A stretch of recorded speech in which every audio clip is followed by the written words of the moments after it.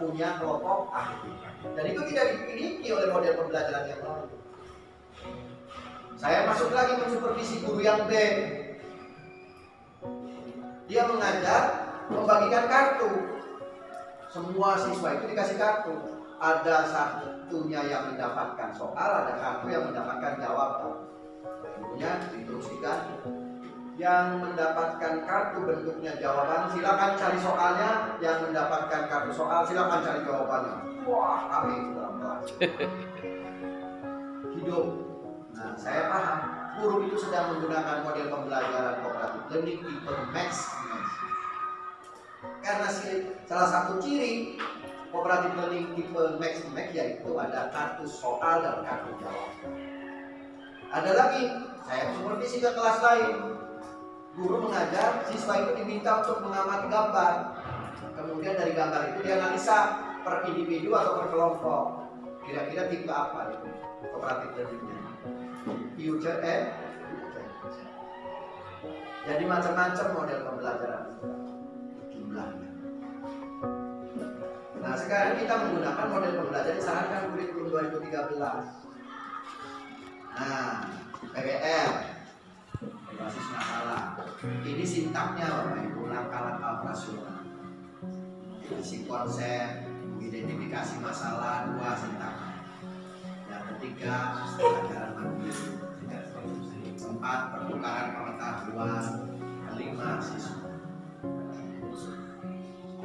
Itu pembelajaran apa Pak? PBL fase 1. Ini namanya sintaknya, orientasi. Fase 2 mengorganisasikan, fase 3 membimbing, fase 4 mengembangkan, fase 5 menganalisa. Masuk lagi ke pembelajaran berikutnya apa Pak? Discovery. Kita lihat sintaknya.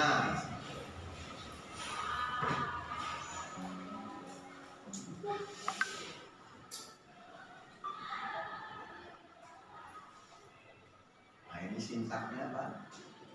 Tadi yang saya sebutkan discovery itu pertama pemberian stimulus yang saya sampaikan. Yang kedua problem statement, pernyataan masalah. Yang ketiga data collection, pengumpulan data.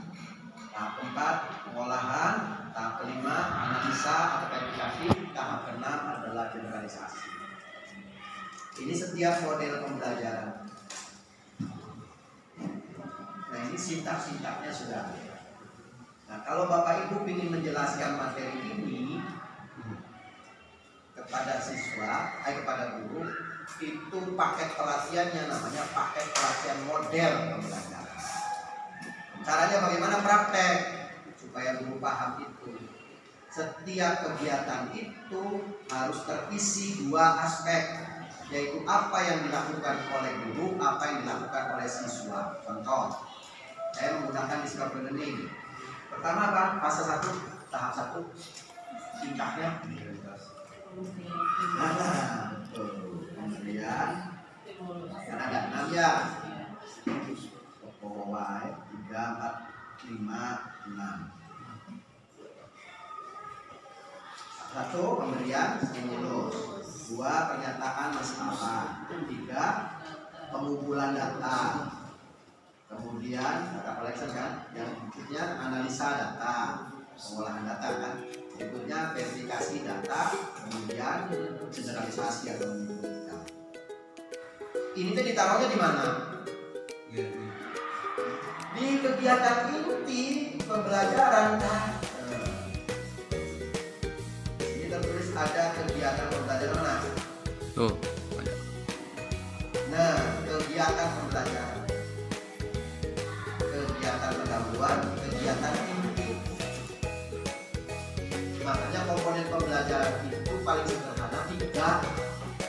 Tujuan, kegiatan pembelajaran itu tidak boleh lewat. Persis seperti penilaian. Nah, setelah isinya bagaimana? Isinya adalah di kegiatan inti pembelajaran itu sintak. Sintak itu apa Pak? Tangkapan model pembelajaran yang dipilih. Maka nanti dibuatnya kan suka begini, kolomnya kan begitu dulu teh ya. Nah, kolomnya suka dibuat begini Pak. Cuman sekarang itu yang banyak keliru dibuat oleh guru bukan ini, bukan isinya, bukan sintak, tapi kecakapan abad 21. Nggak tahu dari mana sampai guru. Jadi di sini ada uraiannya, kegiatan siswa kan critical thinking, ini kolaborasi. Apa begitu isinya? Dari mana buat itu? Maksudnya mah ingin menandai bahwa kegiatan pembelajaran itu sudah mengarahkan ke keterampilan abad 21. Mungkin kan? Pertama, pemberian stimulus. Nah di sini Bapak Ibu merangkum apa yang dilakukan oleh siswa dan guru. Tapi lebih ditekankan kepada aktivitas siswa, bukan aktivitas guru. Aktivitas siswa, guru. Siswa. Contoh gimana? Kalau aktivitas siswa. Siswa mengamati gambar dalam tayangan yang dibuat oleh guru. Dan ini menunjukkan aktivitas siswa. Berbeda kalau kemudian kita membuat seperti ini kalimatnya. Guru menayangkan gambar, siswa diminta mengamati. Nah kalau begini Bapak Ibu namanya menekankan kepada aktivitas guru bukan aktivitas siswa. Walaupun konteksnya sama, tapi dari sisi bahasa itu sudah berbeda. Maka dalam konteks pembelajaran aktif, dua-duanya harus dilakukan. Nanti baru Bapak Ibu simpulkan. Karena pembelajaran aktif itu ada cirinya, apa cirinya?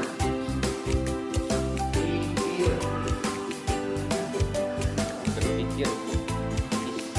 Pikir itu FD itu mengamati, I-nya itu terjadi interaksi, K-nya itu terjadi komunikasi, R-nya itu adalah refleksi.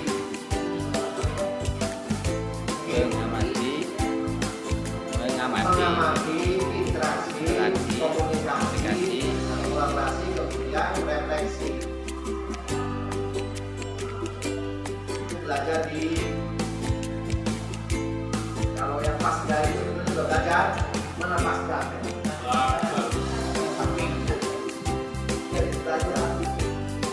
Oh masalahnya materi pakai belajar program madrasah seperti itu. Ya kebetulan di madrasah kita mau komisi sampai kami ikut di akmi saya mati ikut RKP ikut ikutin kami lihat ada.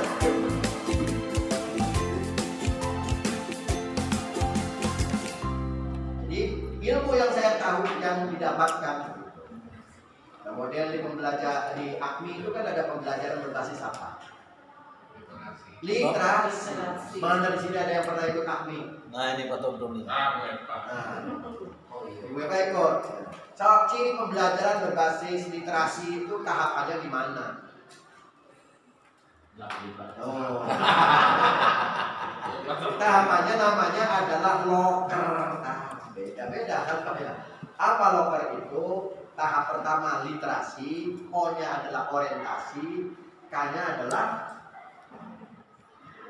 kolaborasi, R-nya refleksi. Nah ini belum saya buat videonya. Kalau yang pembelajaran aktif sudah saya buat videonya. Bapak Ibu bisa kunjungi channel Unit Kompas. Subrek. Udah subrek.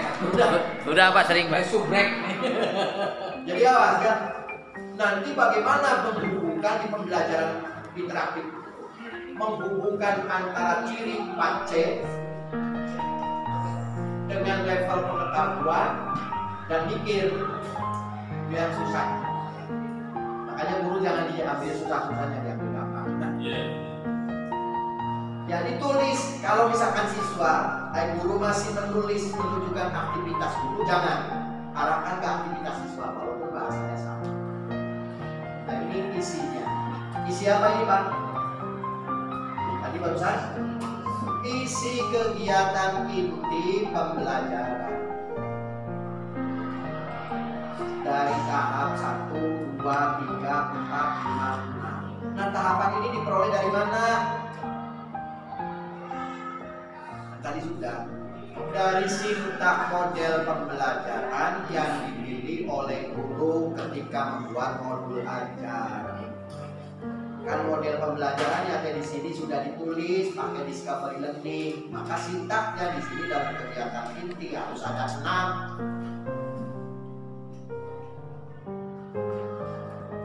Tuh model pembelajaran. Bapak Ibu mah tidak perlu untuk menulis ke guru mah. Coba lihat kegiatan intinya. Apakah kegiatan intinya tahapannya sudah sesuai dengan sintak model atau belum? Kalau belum diarahkan, itu saja. Kalau bagaimana cara mengarahkannya? Yaitu relevansi deskripsi dengan tahapan sintak. Kalau sintaknya di sini adalah memberikan stimulus, ya berarti ada proses pengamatan terhadap stimulus. Yang kedua adalah aktivitasnya siswa, bukan guru yang ditekankan. Jadi jangan menggunakan bahasa guru memberikan LKPD, dirubah. Siswa mengerjakan LKPD. Guru main HP. Jadi bukan siswa. Bukan apa? Bukan guru. Jadi di Indonesia itu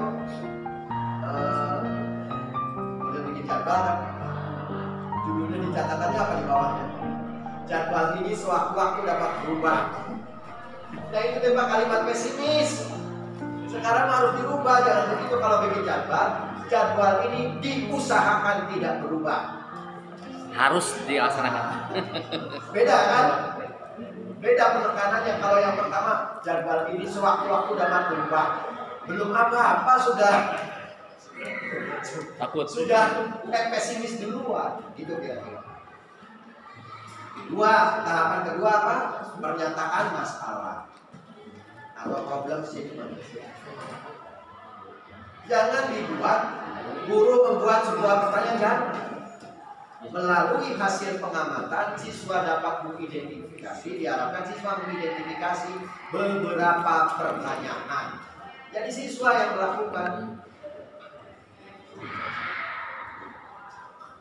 Bukan siapa, bukan guru. Bahasa orientasinya sama, tapi bahasanya begini kalau guru. Guru meminta siswa untuk mencatat masalah yang ditemukan. Guru dewa, silakan. Siswa mencatat atau mengidentifikasi permasalahan yang terdapat pada lembar kerja atau yang terdapat pada audio visual yang ditayangkan oleh guru. Jadi biarkan penekanannya pada siswa kita. Ini kegiatan apa namanya? Inti. Oke, ya. Tadi saya sudah.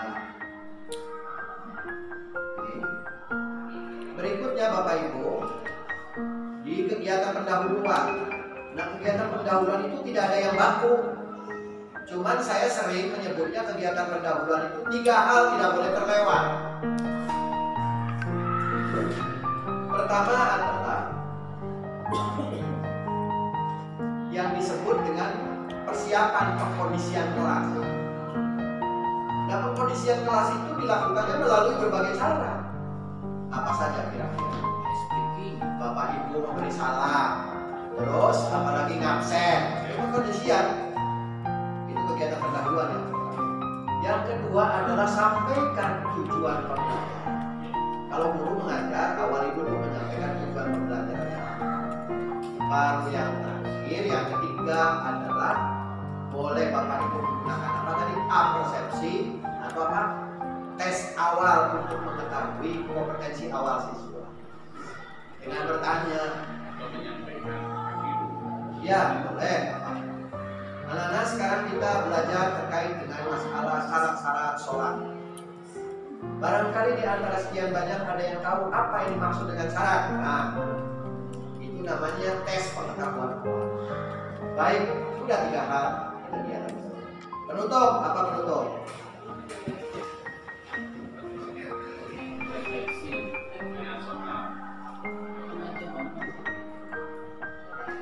Apa penutup?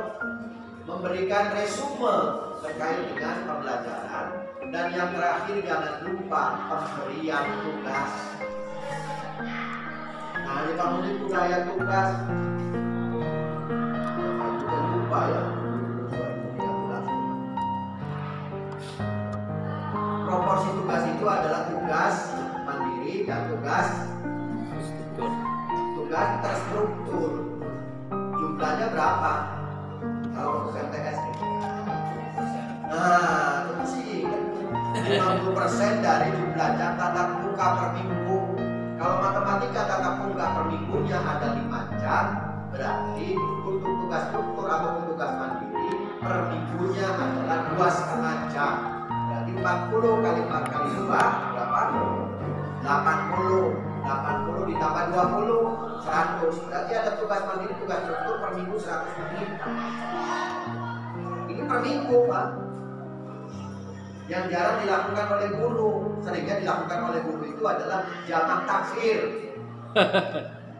Begitu kegiatan semester mau berakhir, tugas bikin ando. Padahal tidak harus seperti itu. Aturan mainnya begitu, tidak boleh lebih dari 50%. Kalau untuk MI 40, kalau untuk Alia 60% dari jumlah jam tatap muka per minggu. Itu perhitungannya. Saya kegiatan pembelajaran. Kemudian tadi saya ingin menjelaskan nih remedial. Remedial itu banyak dilakukan oleh guru yang salah kaprah. Remedial itu dilakukan adalah setelah penilaian harian dan penilaian tengah semester. Kalau setelah PAS dan PAT tidak perlu ada remedial.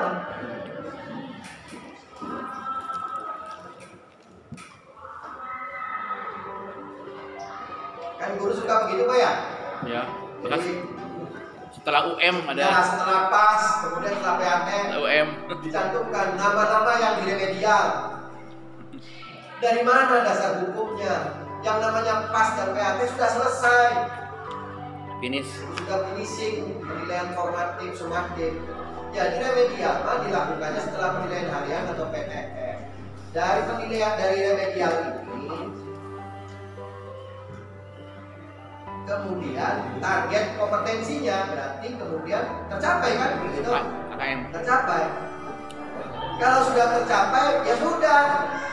Lama titik di remedial lagi setelah PAS. Kan setiap kompetensinya kan sudah di remedial. Nah, remedialnya dibagi menjadi 3. 1, 0 sampai 20%.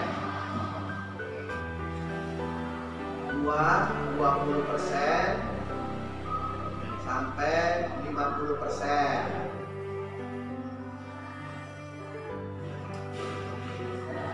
3, di atas 50%.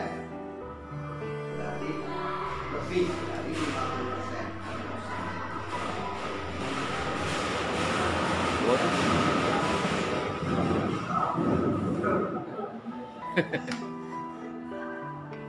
Nah, ini kelompok remedial, Pak ya. Siswa aktif. Kalau yang 0 sampai 20% digunakannya adalah bimbingan individual. Kalau 20 sampai 50% digunakannya adalah penugasan. Lebih dari. Kalau lebih dari 50% namanya remedial teaching atau pembelajaran ulang. Di mana-mana guru kalau mengajar ternyata lebih dari 50% hasil tesnya Kurang. tidak sampai KKM begitu atau koreksi sorangan, berarti ngajarnya gagal. Kalau ngajar gagal maka pembelajaran Seueur dosen nih.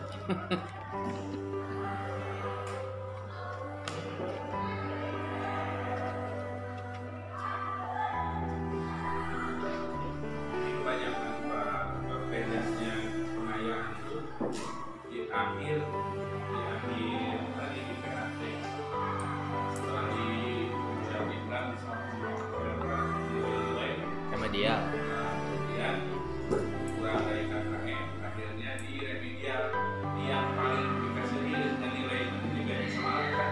Nah, makanya saya bilang itu yang menjadi rumus baru disebutnya adalah ilmu kriminologi Harus diperbaiki. tentang kekeliruan.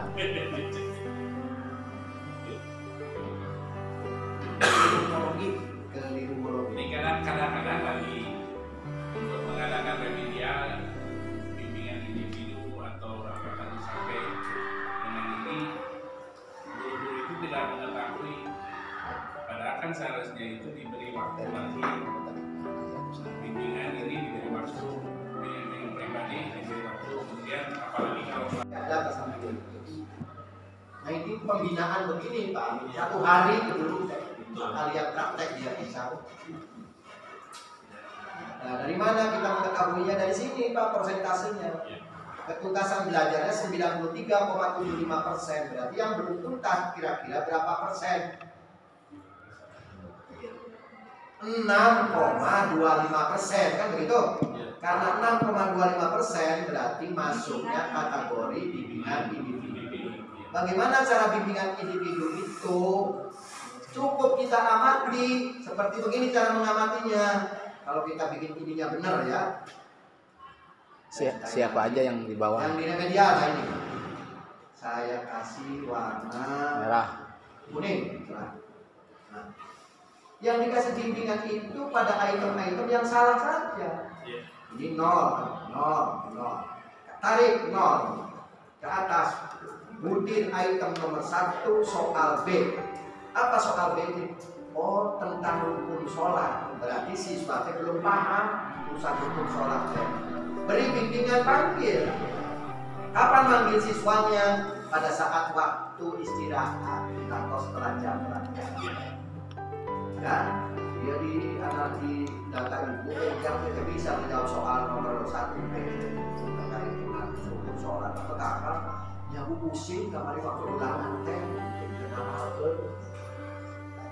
kalau masih kecil kalau sholat akhirnya ada paham sedikit tapi keberurutan nah ini rukun sholatnya dan sekarang kan besoknya kita masuk ke yang ini besoknya lagi masuk yang ini setelah selesai kita bimbingan ini baru dan kira-kira siap nggak besok kamu diberi soal siap bu kasih soal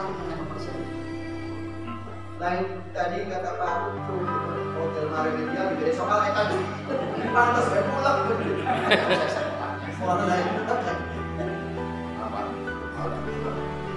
jadi ibaratnya begini kayak logika apa? Logika remedial. Siswa kan dalam pelajaran olahraga suruh lompat tinggi. Begitu lompat tinggi dia gagal, kan tidak remedial. Besoknya suruh lompat lagi gagal lagi pasti. Caranya bagaimana kamu supaya berhasil? Dibimbing dulu bahwa cara melompat itu kalau jaraknya larinya dengan radius 40 meter, kira-kira mulai mengangkat kakinya di sini. Kan namanya bimbingan coba ulangi. Terus ketika kakinya diangkat itu, badannya juga ikut diangkat. Oh sudah gagal. Tuh bisa kan ini teman? Coba ulangi. Siap? Sok, baik teman. Mau bapak nilai. Terus. Jadi itu. atau bisa diturunkan dulu. Boleh bertahap. Ya.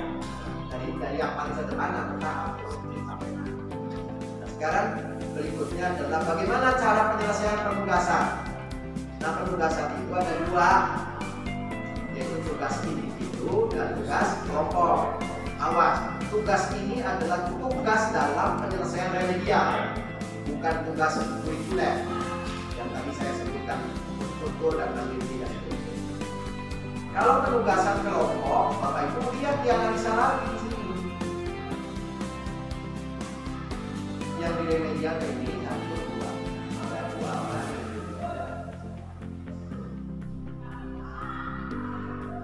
Nah pada butir ini saya kasih warna hijau. Dua orang ini pada butir nomor berapa? Nomor B. Ternyata sama-sama salah. Beda tugas kelompok. Karena tingkat kesalahannya sama pada butir yang sama. Cari tugas yang kaitannya dengan ini. Jadi butir butuhnya analisis begini setiap ulangan harian itu ditampung. Setelah dianalisis, kemudian ada program media, selesai. Kalau selesai saya tanya, kompetensi ininya sudah masuk belum? Sudah selesai belum kompetensinya? Sudah. Kalau sudah selesai, kenapa di waktu pas dan PAT remedial itu? Kalau yang ininya yang salahnya berbeda. Nah, salahnya berbeda, bikinannya individu kan? Tugasnya. Ada guru yang gini, kamu nilainya alur nilainya segitu, akhirnya disudahkan beli kawaceng, beli apa gitu. Ya teh. Lama-lama udah dibatal. Ya teh. Penugasan yang keliru logi ya teh. Gak mau bingung lagi. Kamu sih beli rokok mentong dah. Baru susu Lembang. Jadi kompleks tuh ya di pembelajaran guru itu ternyata. Komplek betul. Dari beberapa aspek tahapan awal menyusun lesson plan, kemudian sampai pada pembelajaran. Komo di kurikulum Merdeka mah berbasis berdiferensiasi. Belum lagi setelah ulangan, bagaimana membuat kisi-kisi, membuat pikir soal. Nah sekarang saya lagi garap beberapa pembinaan itu kisi-kisi assessment dan menyusun butir assessment dari mulai tidak berganda dan tidak berganda kompleks. Nah setelah itu tahap berikutnya pembinaan hasil analisisnya. Kemudian setelah hasil analisisnya baru muncul program pembinaan bagaimana membuat remedial yang bagus. Kemudian pengayaan dan itu secara bertahap kompleks. Nah dari sini Bapak Ibu nanti akan muncul seperti ini Pak. Tadi sudah dilakukan remedial Pak ya? Iya. Terus tuntas. Setelah selesai tuntas kita ingin melihat. Pak, sudah. Itu yang lebih dari 50% kan di remedial. Pembelajaran ulang. Pembelajaran ulang. Jadi untuk semua. Untuk semua pembelajaran ulang. Kapan dilakukannya? Di luar jam pelajaran. Dari mana uangnya? Uang bos. Bos itu boleh digunakan untuk kegiatan remedial. Kayak lembur gitu Pak. Iya, pembelajaran remedial boleh. Minta ada jakanya yang di bos itu boleh. Masuk dalam peningkatan mutu bisa.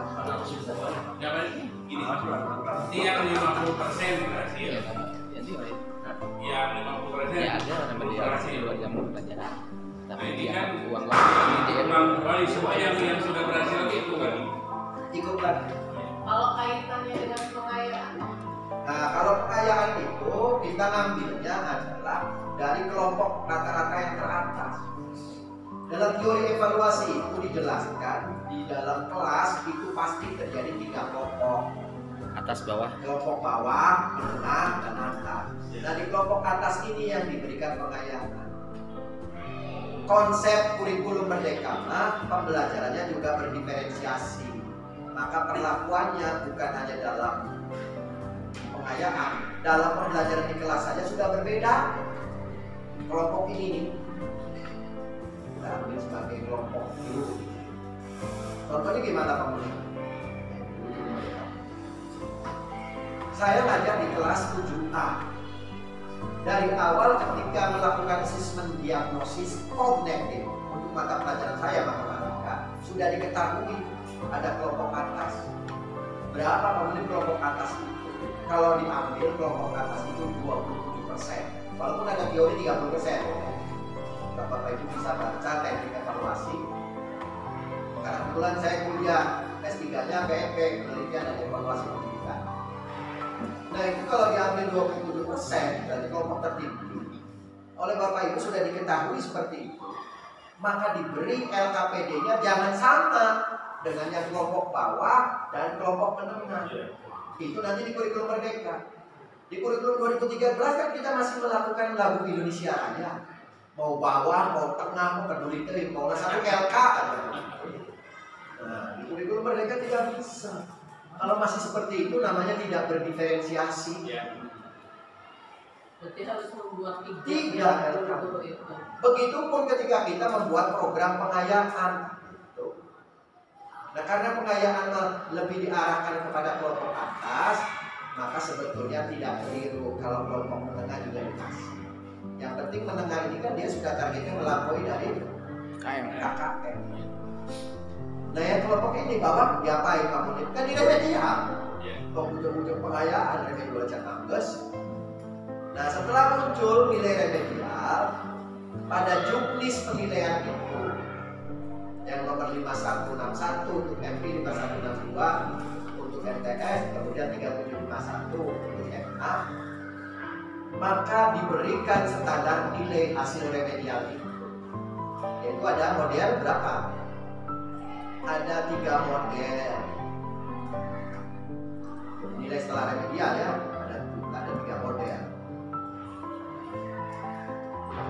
Sifatnya apa Pak? Sifatnya memilih, awas, bukan memaksa. Jadi memilih salah satu. Yang pertama adalah ambil nilai tertinggi.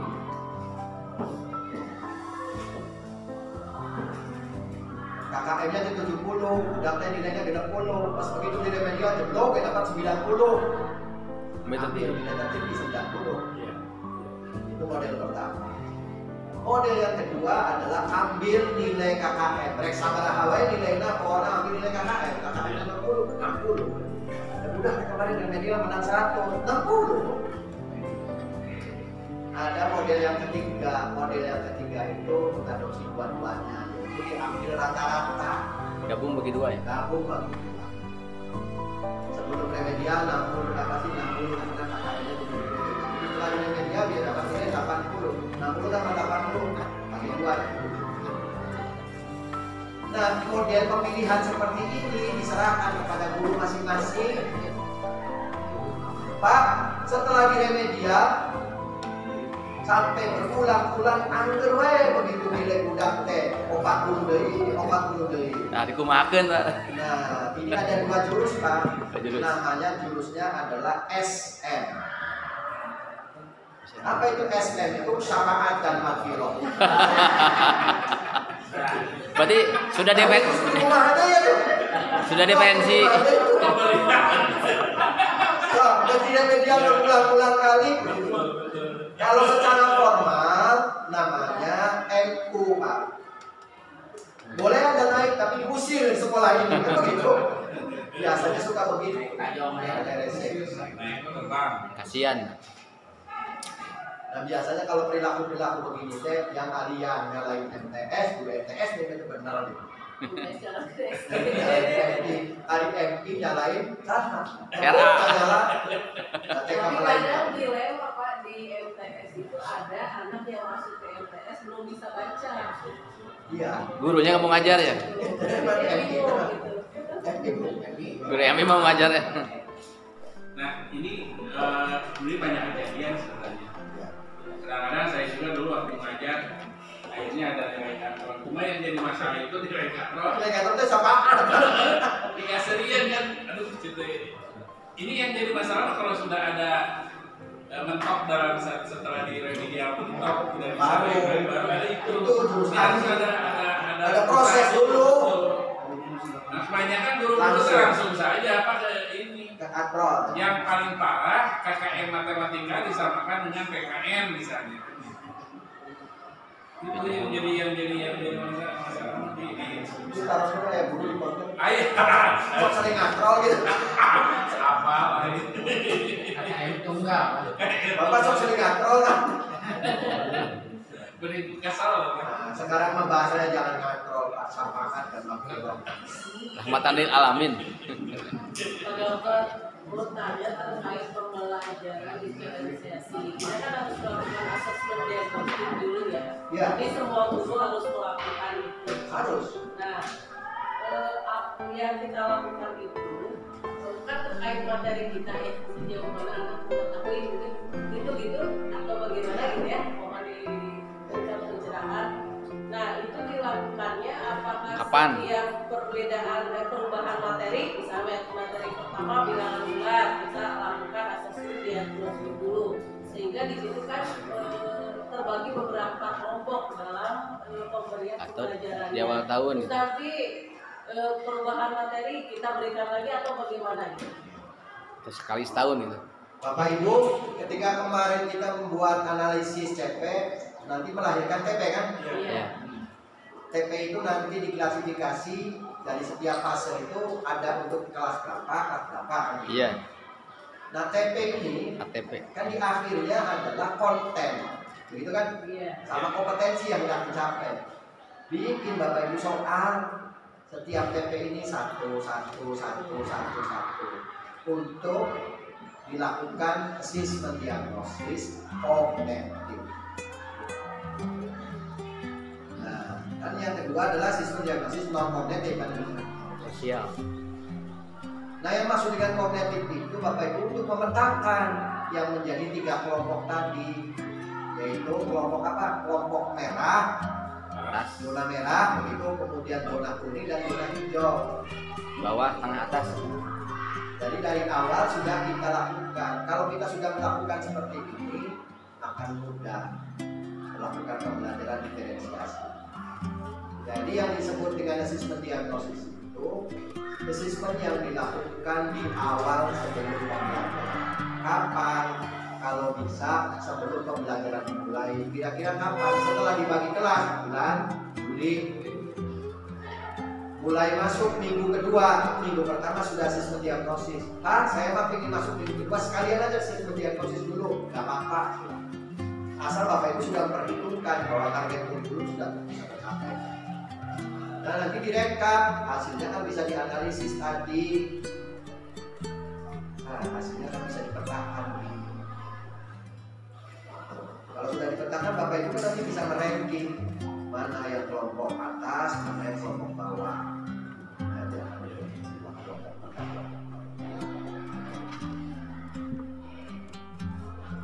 Boleh. Nah, sudah kelihatan Kalau kelas, kelompok atas kan? misalnya kalau kelas 7, Mana? Tadi tes Pak bikin soal. Di bulan oh, Juli. bisa sama. Iya. Jadi soalnya seluruh. Kelas Iya, 8. sesuai dengan TP satu soal. Iya. Oh. Usah banyak satu TP satu soal. Kan tadi TP-nya sudah Bapak Ibu rumuskan, lah betul. Bikin satu soal, teskan di dalam kelas itu ketika itu. Enggak kan gini Pak, kalau PP itu kan sudah menyangkut pelajaran di MTS misalnya kan. Iya. Sementara yang kelas 7 itu baru masuk. Nah, kalau misalnya anak semua walaupun ini pintar tapi memang misalnya tidak ini kan sebab kita jenjangnya belum pas atau kelasnya belum pas, ini bagaimana?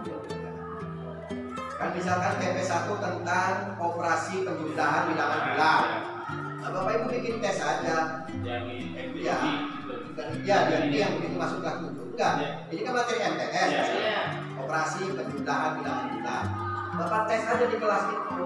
Tapi tesnya jangan sulit-sulit, bukan Iya. Pak. Yang mudah aja. Kira-kira 4 misalkan ditambah negatif 2. Begini aja kan penyakit, Pak. Iya. Saya aja begini aja, Pak, penyakit ini di Madrasah Sanawiyah masih banyak, Pak. Iya. Kalau sudah dicampur penjumlahan dengan negatif kan ngerti-ngerti. Iya, betul. Nah, itu kan sudah masuk. Kalau sudah paham, dia masuk kelompok atas. Iya. Mungkin bisa diprogramkan di madrasahnya minggu ini semua Nah, asesmen ya, betul. tidak masuk ke pembelajaran. Jangan melakukan pembelajaran. Iya. Jadi sebelum bulan Juli, di akhir Juni, semua guru wajib membuat soal asesmen Iya. sesuai dengan TP-nya masing-masing. Dengan target bahwa akhir Juni sudah beres TP-nya, analisis TP-nya. Baru kemudian di awal kita rapat berapa jumlah soalnya untuk asesmen itu baru kita juga boleh nggak apa-apa juga gabungan. Ini namanya program remedial. Satu lagi Pak Dokter, tadi dikatakan bahwa untuk mengetahui yang yang pengayaan itu dalam teori kan dikatakan 27% ya. Boleh. Nah pertanyaannya, ketika anak-anak di tes itu ternyata lebih dari 27%, jadi anak-anak yang di atas HKM itu hampir 5%. Ini terjadi di sekolah-sekolah favorit ya misalnya, karena palinter gitu ya. Nah jadi bagaimana yang 50% ini ya ikut pengayaan aja gitu, yang 5% baru ini, itu yang pertama yang ingin ditanyakan. Jadi angka 27 itu apakah memang angka harga mati atau memang rata-rata segitu yang selama ini penelitian? Itu aja mungkin. Jadi bandingkan sekolah anu unggul dan sekolah anu biasa-biasa gitu. Maksudnya begini Pak, kita membagi 3 kelompok ini menurut kami kan, kita bagi 3 kelompok. kelompok, satu kelompok zona kuning, merah. ini yang zona hijau dulu kelompok atas ya. Ayah atas. Ini zona kuning, ini zona merah. Tadi saya sampaikan dalam teori evaluasi itu banyak menentukan kelompok atas kelompok bawah. Salah satunya yang suka digunakan jumhur ulama adalah 27%. Iya. Persen di kelompok bawah atas, kemudian kita ambil 27% di kelompok atas. Nanti ini akan digunakan buat Di kamar. materi pembelajaran analisis bukti soal menghitung daya pembeda. Begini Pak. Di kelas itu tadi ini jumlah siswa misalkan ada berapa? 30. Nah, Iya. 30 kali 27%. Oh. 27% ya, 27 bagi 100 itu ya. Nah, Jadi saya lebarkan, kita kalikan 30 kali 27%. Jadi jumlahnya 8. Jadi jumlah kelompok atas dan kelompok bawah itu 8 orang. Dan 8 orang itu cari yang rankingnya tertinggi, 8 orang di atas dan 8 orang di bawah. Tengok lagi ke analisis tadi. Nah ini yang sudah disebutkan nih menit tertingginya.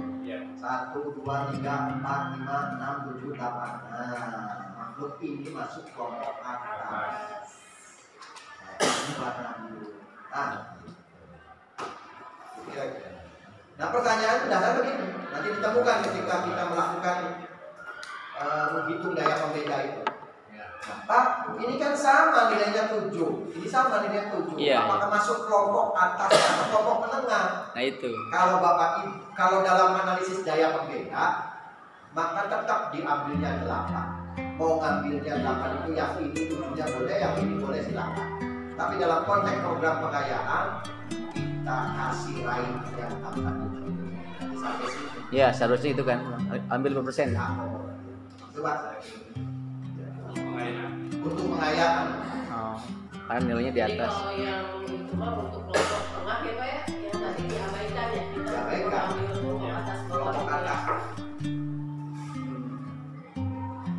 Nah kalau yang ini nih untuk menghitung daya pembeda nanti bisa akan membedakan daya pembeda itu. DP itu dalam analisis bukti soal rumusnya kan adalah BB dikurangi PA dibagi setengah kali JA ditambah JB. Nah ini konversi. Apa BB itu jumlah yang menjawab benar kelompok atas adalah kelompok bawah, kelompok bawah dibagi setengah kali jumlah kelompok atas ditambah jumlah kelompok bawah. Jadi konversi menjadi 4 kelompok. Indeks DP-nya itu DP. DP itu apakah daya pembeda? Dalam rangka apa? Untuk melihat apakah soal itu layak digunakan atau tidak. Yang pertama itu 0,00 sampai 0,20, yang kedua 0,20 sampai 0,40, yang ketiga 0,40 sampai dengan 0,070, terakhir adalah 0,701.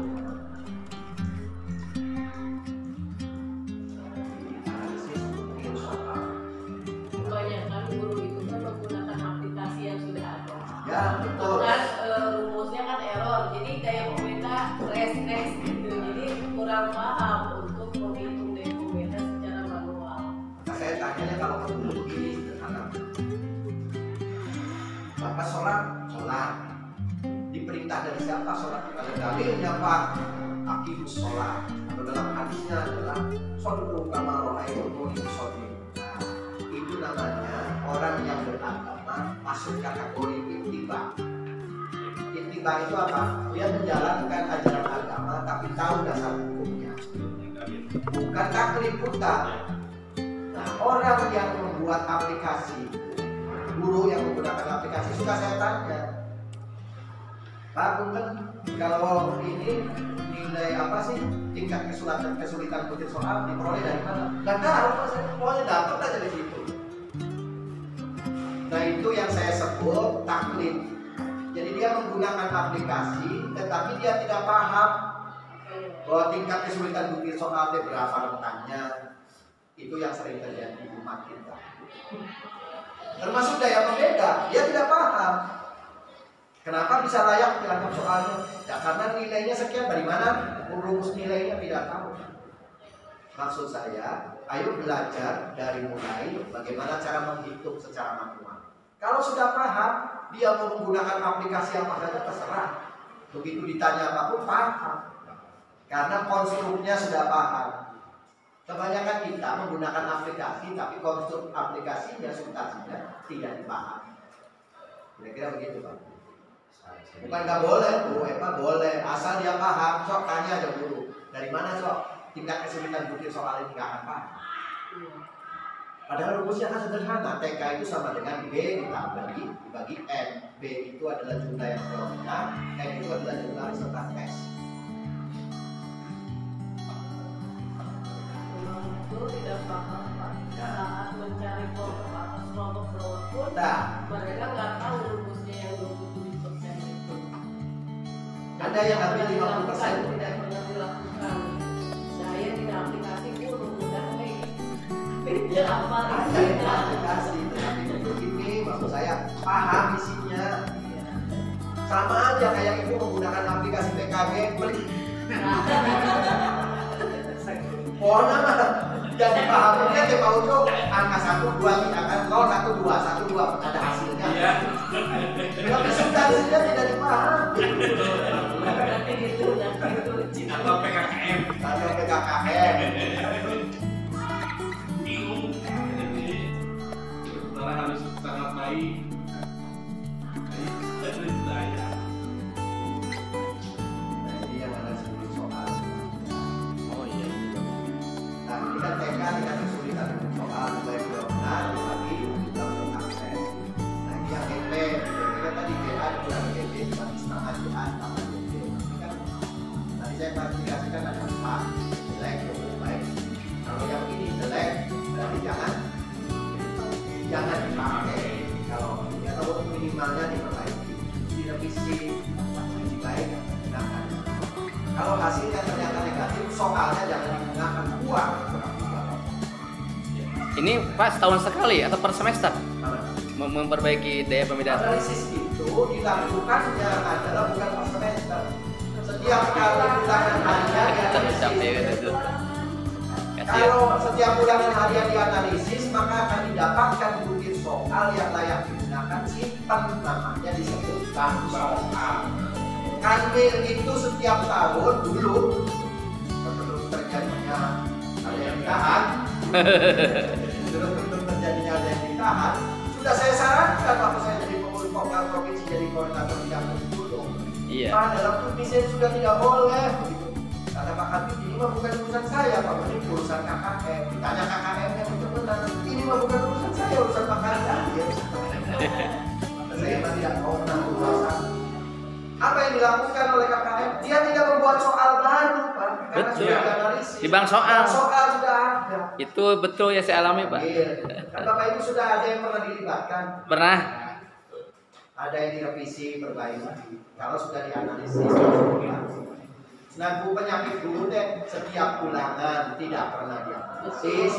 Jadi setiap ulangan dia membuat soal baru. Kadang-kadang bikin soal tidak dibuat dulu kisi-kisinya, kisi-kisinya belakangan. Itu sama dengan bapak ibu bikin anak dulu, baru kalau suaminya baru kamu itu. Di mana-mana juga yang namanya soal lahir dari kisi-kisi. Kartu soal. Dari kisi-kisi. Kira-kira seperti itu. Jadi sebetulnya banyak hal yang menjadi garapan kita itu untuk meningkatkan kualitas guru. Kalau guru ini banyak. Jadi kalau kualitas pendidikannya kurang baik, ya memang karena ada beberapa hal yang masih bolong. Memang kalau kata Pak kami kembali di dua, tugas mengawasi itu semakin kesini dan semakin berat. berat. Termasuk tadi pernah ngejelaskan dia seperti itu. Nanti malam minggu Zoom itu ya. Saya ingin menjelaskan bagaimana cara membuat kisi-kisi soal. Kemudian sampai tuntas pada aspek terkait dengan proporsi uji jawab, supaya biar merata dipahami oleh semua. Guru juga boleh Mas, kalau bisa. Kalau mau silakan. Ada Lewatnya 1000 orang. Pak, satu lagi mungkin sekedar apalah sharing. Kita kan saya termasuk orang-orang yang berpaham radikal. enggak berpaham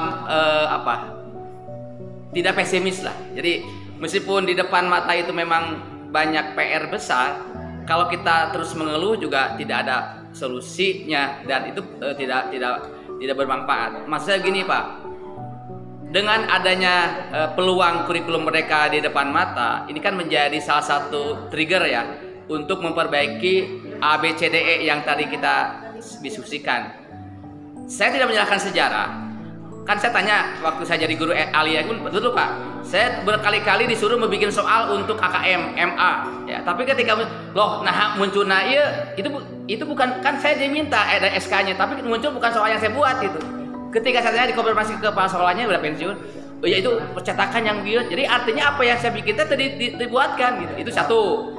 Oh ya itu mah geus atuh percuma di SK-an ge. Padahal saya dapat piagamnya penulis soal gitu ya. Itu bertahun-tahun, di tahun 2004 lah.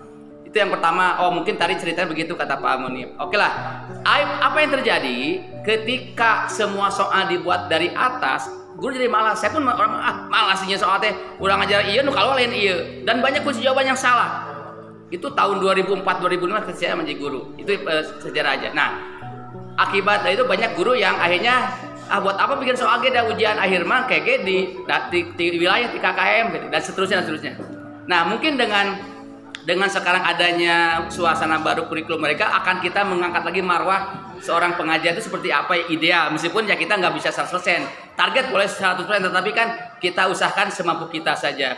Nah, mungkin salah satu poinnya adalah ilmu-ilmu didaktik yang telah kita peroleh waktu kuliah karena suka lupa. Satu poin yang saya minta dari Pak Dr. Munib adalah tolong sering bikin tutorial yang seperti ini. Saya sering mensubscribe subrek Bapak ya. Saya banyak ya, hampir sudah di atas 1000 lebih ya, hampir 2000 lah. Jadi memang ini salah satu upaya sekecil apapun upaya kita bikin tutorial kan itu lebih mudah Pak. Sekarang guru tinggal di depan jarinya, dia kalau mau berusaha tinggal dia searching di YouTube banyak gitu kalau mau. Tapi kan kalau nggak didorong oleh penguasa juga malas gitu ya. Artinya itu yang pertama. Yang kedua juga memang kita harus sering ya menganalisis apa kira-kira skala prioritas apa yang harus dilakukan oleh seorang pengawas ketika ke lapangan. Tadi betul elemental hanya kalau yang PR-nya banyak pusing juga saya Pak, ini dari mana ini salah terjadi. Artinya harus ada skala prioritas. Mungkin Pak Jawas bisa mengatur. Makanya setuju. Nanti malam minggu kita akan bahas mengenai pos AM, di mana ada beberapa hal yang baru Pak ya. Di situ ada minimal guru harus menulis 3 macam soal. Itu juga banyak bingung nu kumaha sih multiple choice ganda teh.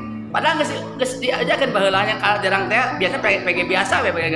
Bisa satu pertanyaan yang muncul di binaan saya gitu. Nah, itu yang kedua mengenai saya juga masih mencari referensi luas lagi mengenai diferensiasi pembelajaran Pak. Meskipun ini bukan teori baru, waktu kuliah pun pernah. Dan beberapa video yang saya tonton juga memang kok beda-beda sih. Nah, sumber teh menerangkan biarlah itu jadi referensi. Nah, mungkin nanti kita akan coba menelaah yang dimaksud diferensi pengajaran itu seperti apa realnya seorang guru mengajarkan. Karena ada konsep kan anak ini terlahir dalam keadaan yang berbeda-beda bakat. Ada yang linguistik, ada yang spasial, ada yang keseni, kinestetik dan sebagainya dalam teorinya. Nah, apakah guru-guru ngajar seperti itu kan tidak mungkin ya. Kita mah klasikal, bukan sorogan kayak pesantren gitu. Nah, artinya memang perlu ada pemahaman seperti apa sih realnya seorang guru mengajar yang diferensiasi. Itu sering saya ditanya oleh para guru binaan saya. Itu mungkin 2 hal ya Pak yang ingin coba kita gali dalam hal kesempatan ke depan bagaimana menghasilkan IKM ini sebagai salah satu dorongan aja untuk membalikan marwah madrasah ke depan. Hatur nuhun Pak. Ya. Saya tertarik dengan konsep pembelajaran berdiferensiasi. Secara umum pemahaman konsep pembelajaran berdiferensiasi itu adalah pembelajaran yang memberikan pelayanan kepada peserta didik sesuai dengan tingkat kemampuan. Bahwa caranya yang dilakukan oleh guru tidak akan bisa berbeda. Bagaimana kita mengetahui tingkat kemampuan siswa di dalam kelas? Tadi ada konsep di kurikulum Merdeka itu dilakukan di awal melalui asesmen diagnosis dan evaluasi komponen. Betul. bahwa dalam proses pelayanan itu caranya bisa berbeda-beda. Kalau saya tadi menyarankan caranya ketika dalam konteks pembelajaran, kalau mengerjakan LKPD ya jangan sama LKPD-nya. Tingkat kemampuan siswa berbeda-beda. Bahwa ada cara lain dalam konsep pembelajaran diferensiasi nggak ada persoalan.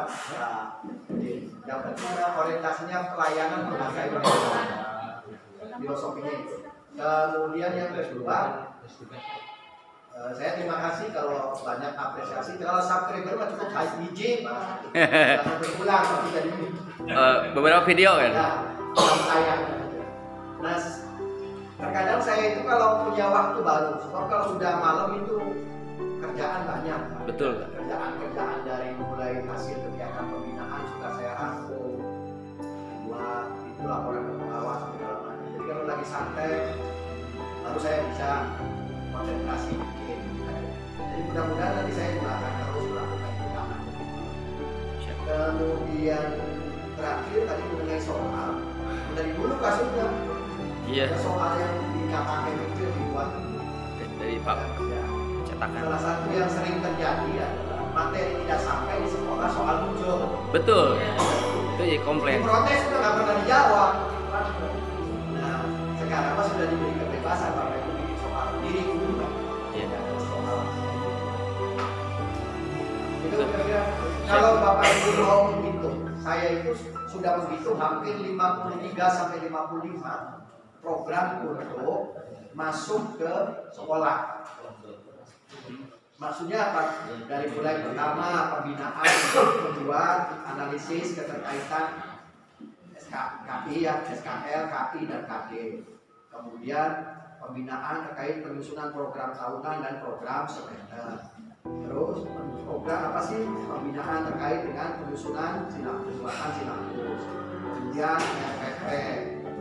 Kemudian analisis minggu efektif, kemudian KKM, banyak Pak, sampai terus di bawah penilaian afektif, penilaian apa sikap, penilaian pengetahuan, penilaian keterampilan.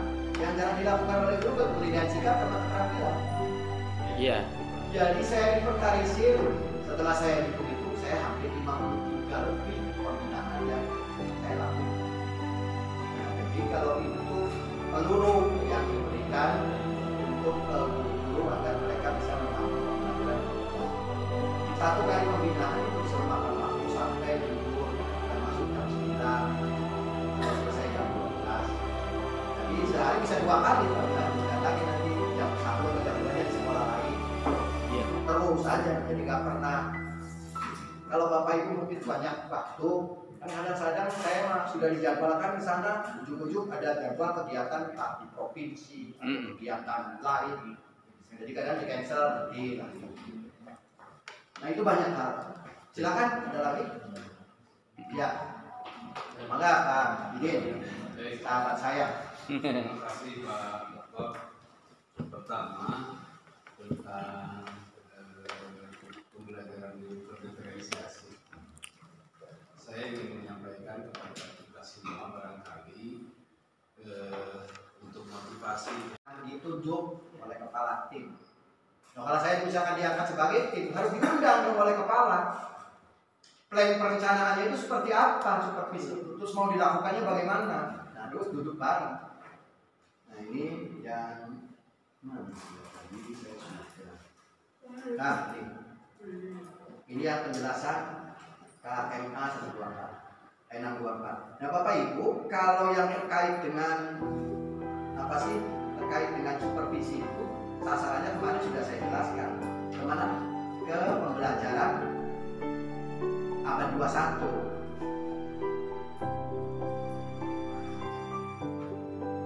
Nah, supervisi pembelajaran berfokus pada pendampingan. Jadi bukan orientasinya pada angkanya, angka itu nomor 2. Maka di KM 624 ini dicoba untuk diarahkan hasil supervisi bukan dalam bentuk angka, tapi dalam bentuk deskriptif ketika supervisi pembelajaran. Dia tuh capek, memang harus capek. Misalkan Bapak ditunjuk oleh kepala untuk mengamati pembelajaran, yang lain duduk di belakang dalam kegiatan pendahuluan. Ini deskripsinya. Saya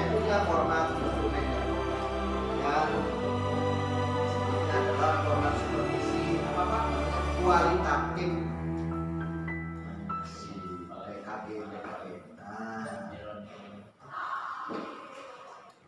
PKG.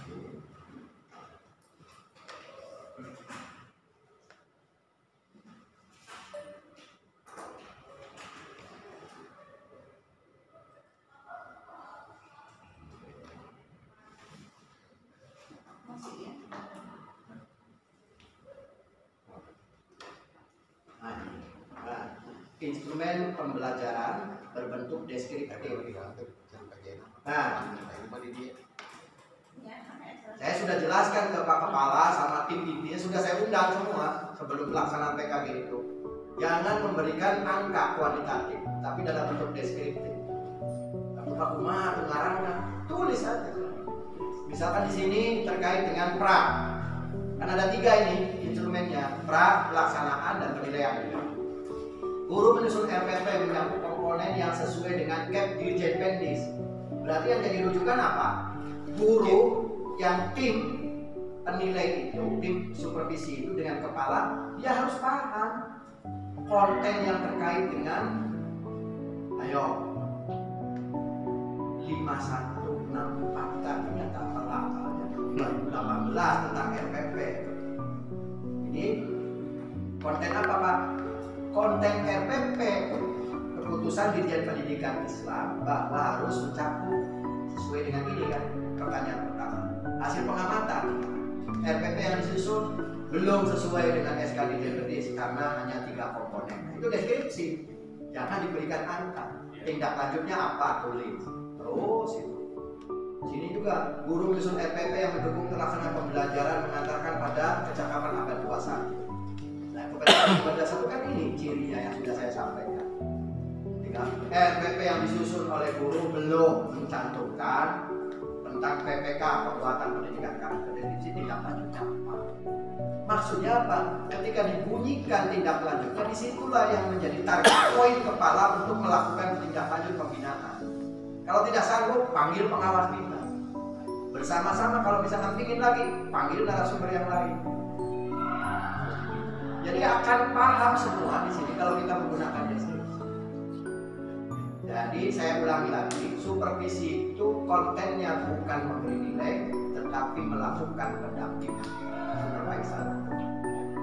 Itu ya. Jadi kesan menilai sudah harus dihilangkan, tapi memberikan pendampingan. Kecuali kalau PKG, nah, PKG memang menilai karena memang aplikasinya memunculkan angka. Itu kira-kira Pak. Nanti kalau mau silakan. Namanya apa tadi?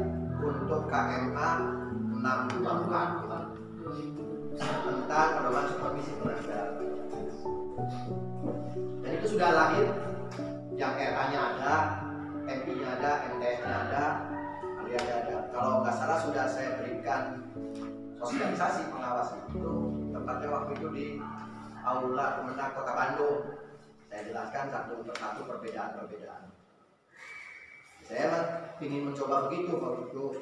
Kalau ada regulasi baru, saya ingin menularkan kepada kawan-kawan melalui lewat Zoom, kegiatan atau lewat raker. Cuman gimana merespon Pak Ketuanya? Kalau Pak Ketuanya ayo kumpul, kita kumpul nggak mau. Nah, kalau nanti Pak Dokter, ya udah diundang saja Pak Didi di Zoom. Pak Didi. Kalau misalnya Pak Dokter berkenan, nanti diundang saja untuk Jawa Barat, tapi bisa menerapkan nanti. Kan malam minggu juga sebetulnya inisiatif saya itu nanti. Kalau sama adik-adik, yang adik-adik digandeng, pengawas masih banyak yang nanya. Sing beri ruang gimana? Aku pertemuan masuk susah, nggak usah pertemuan Zoom aja nanti biar saya ngomong sama adik-adik. Ya, siapkan juga. Nanti malam minggu. Siap. Dan kalau di Linknya udah ada. di Bandung Barat ini udah mulai Pak Dokter. Setiap malam Sabtu dulu ya. Malam Sabtu malah ada kegiatan. Di salah satu isinya bahas isu-isu yang Hangat. Nah kalau misalnya berkenan nanti Pak Dokter juga diundang. Makan Pak Dokter kebetulan isunya jadi kebetulan rekan-rekan kami di bahasa Inggris. Kebetulan rekan bahasa Inggris Pak. Ini kan di MPS ini ya. Sementara sekarang sudah